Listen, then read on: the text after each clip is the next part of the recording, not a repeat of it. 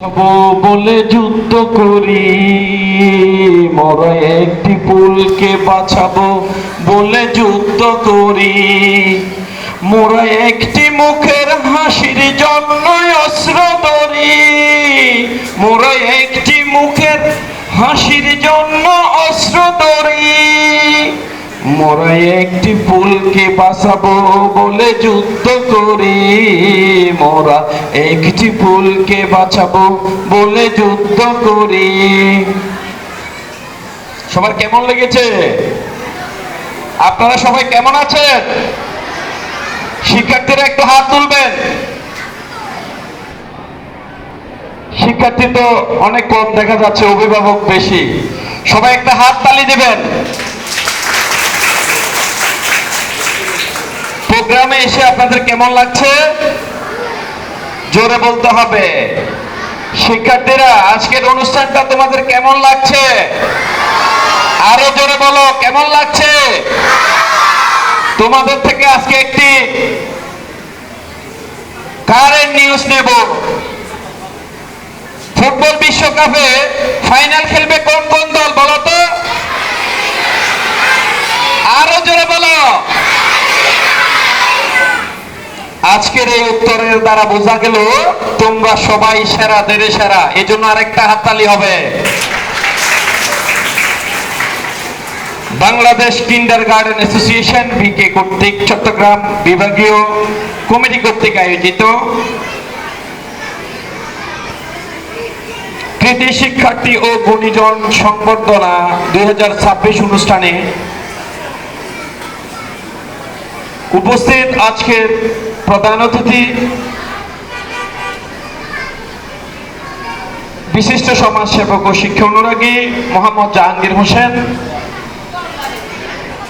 উদ্বোধক লোটারিয়ান এস.এম. আজিজ, প্রধান আলোচক অত্র চট্টগ্রামের সুনামধন্য প্রতিষ্ঠানের অধ্যক্ষ অক্সফোর্ড মডার্ন স্কুল অ্যান্ড কলেজের সম্মানিত অধ্যক্ষ জয়নাল আবেদিন স্যার সহ আজকের অনুষ্ঠানের সম্মানিত সভাপতি মারুফ বিল্লাহ জাবের স্যার, মঞ্চ উপবিষ্ট অন্যান্য সকল বিশেষ অতিথি, আমন্ত্রিত অতিথি, অভিভাবক মণ্ডলী এবং শিক্ষার্থীদেরকে জানাই সালাম। আসসালামু আলাইকুম ওয়া রাহমাতুল্লাহ। শিক্ষার্থীরা মনে হয় আবার মনোযোগ হারাই ফেলছে। সালামটা নাও। আসসালামু আলাইকুম ওয়া রাহমাতুল্লাহ।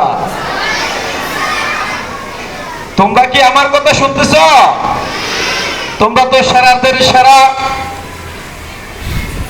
বাংলাদেশ কিন্ডারগার্টেন অ্যাসোসিয়েশন বরাবরের মতো এবছরও তোমাদেরকে আবার বাছাই করে অনেক শিক্ষার্থীদের মধ্যে, হাজার হাজার শিক্ষার্থীদের মধ্যে তোমাদেরকে বাছাই করে আজকে সেটা অনুমোদন দিতে যাচ্ছে। অনুমোদন স্বরূপ তোমাদের জন্য কি কি আছে জানো? তোমরা জানো কি কি আছে বলো তো? তোমাদের জন্য ক্রেস্ট আছে, তোমাদের জন্য সনদ আছে। এটার মাধ্যমে তোমার জ্ঞানের, তুমি যে একজন প্রতিভাবান শিক্ষার্থী তার প্রমাণ স্বরূপ তোমাকে সনদ প্রদান করবে।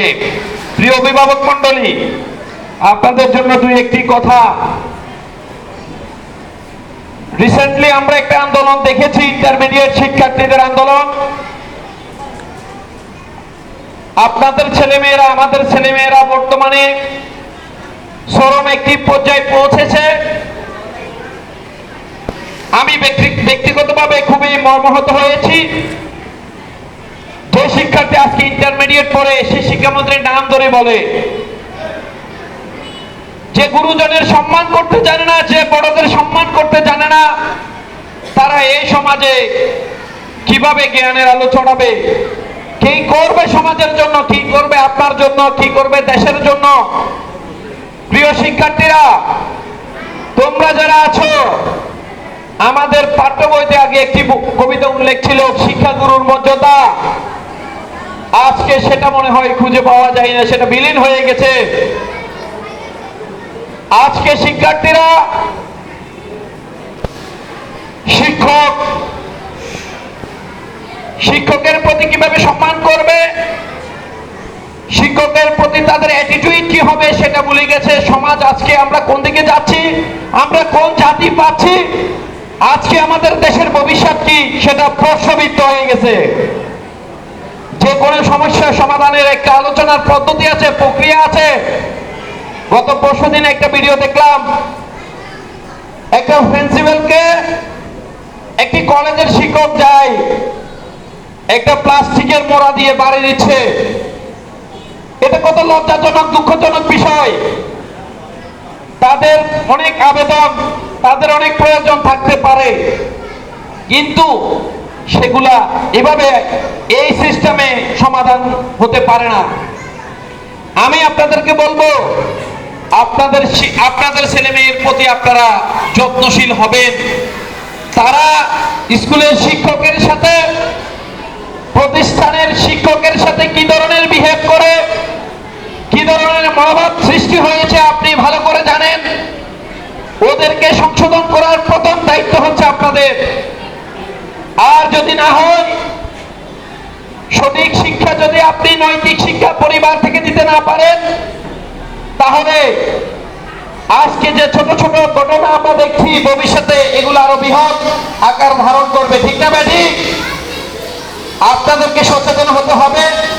প্রত্যেকটি অভিভাবক শিক্ষা দিতে হবে বড়দের সামনে কিভাবে বসবে, কিভাবে ব্যবহার করবে,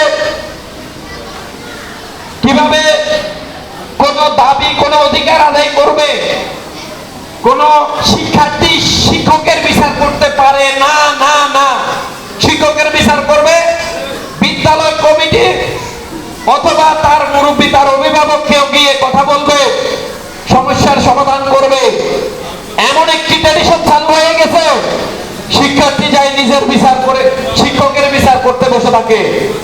যেভাবে সন্তান বাবা মার বিচার করা সম্ভব নয়, সেভাবে শিক্ষার্থীও শিক্ষকের বিচার করতে পারে না। সেটার জন্য স্কুল কমিটি থাকবে, স্কুল সভাপতি থাকবে, কলেজের সভাপতি থাকবে, অভিভাবক মন্ডলীদের মাধ্যমে সকল সমস্যার সমাধান হবে। আজকে এখানে কম না হলে 200-300 অভিভাবক মন্ডলী উপস্থিত। আপনারা আপনাদের বাচ্চা কোন বন্ধুর সাথে ঘুরতেছে, আসলে ওরা অতিরঞ্জিত হয়ে বন্ধু বান্ধবের কথা শুনে এই উশৃঙ্খলতা লিপ্ত হয়। বিভিন্ন রাজনৈতিক আশ্রয় প্রশ্রয়ে গিয়ে এ ধরনের কাজ করতে দুঃসাহস তারা পায়। আমি বলবো, আপনার বাচ্চাকে আপনি নিয়ন্ত্রণ করুন, নৈতিক শিক্ষা দান করুন। আজকে বাংলাদেশ কিন্ডারগার্টেন অ্যাসোসিয়েশন যেই মেধাবৃত্তি আয়োজন করেছে, সেটি নিঃসন্দেহে প্রশংসনীয়। আপনারা কি এটার জন্য একটা তালি দিতে পারবেন? জোরে একটা তালি দেন তো। আমি এরকম বৃত্তি কমিটিতে কয়েকবার কাজ করেছি। কিছু কিছু অভিভাবক এই 300, 400, 500 টাকা দিয়ে ফর্ম নিয়েও খুব খারাপ ভাবে মন্তব্য করে যে আমাকে এরকম করলো কেন, এরকম করলো কেন। আশা করি আপনারা এরকম করবেন না। একটা বৃত্তি আয়োজন করা এবং তাদেরকে অনুষ্ঠান পর্যন্ত শেষ করে যেই অর্থ ব্যয় হয়, ফরমের টাকা দিয়ে কিছুই হয় না, বরঞ্চ প্রত্যেকটা প্রোগ্রামে ঘাটতি থাকে। এই সম্পর্কে কম বেশ আমার অভিজ্ঞতা আছে। তো আপনাদেরকে বলবো, বাংলাদেশ কিন্ডারগার্টেন অ্যাসোসিয়েশন আপনাদের বাচ্চাদের জন্য আসলে বৃত্তি পরীক্ষার মাধ্যমে কি অনেক অনেক কিছু পাওয়া যায়, অনেক অর্থনৈতিক স্বাবলম্বী হওয়া যায়। অর্থনৈতিক স্বাবলম্বী হয় না, এটা জাস্ট মাত্র ওকে কি করা, উৎসাহ দেওয়া, ওকে জাগ্রত করা, ওকে সামনে এগিয়ে যাওয়ার আরেকটা রাস্তা তৈরি করে দেওয়া, এটা ছাড়া আর কিছু নয়। আপনি শিক্ষকের পক্ষ থেকে, অ্যাসোসিয়েশনের পক্ষ থেকে যদি একটা কলমও পান, একটা লিখিত কাগজও পান, সেটাও অনেক গুরুত্বপূর্ণ। আমি সকল অভিভাবককে বলবো, আপনারা সনদটি ল্যামিনেশন করে রেখে দিবেন। আর ওকে বলবেন, এবছর তুমি সাধারণ গ্রেড পেয়েছো, আগামী বছর তোমাকে ট্যালেন্ট পুল পাওয়ার চেষ্টা করতে হবে, কোথায় ঘাটতি আছে সেগুলো ফিল আপ করো। তার সাথে সাথে যারা ট্যালেন্ট হয়েছে তাদেরকে বলবে পুরা বৃত্তি পরীক্ষায় প্রথম হওয়ার চেষ্টা করতে হবে। এই বলে এই এই প্রক্রিয়ার মাধ্যমে ওদেরকে এগিয়ে নিতে হবে। আজকে আমাদের বাচ্চারা বিভিন্নভাবে তারা নৈতিক শিক্ষা হারিয়ে ফেলেছে। আমরা ধর্মের নামে ধর্মীয় শিক্ষার অভাব নাই আজকে সমাজে, কিন্তু তারপরেও মানুষের পরিবর্তন নাই।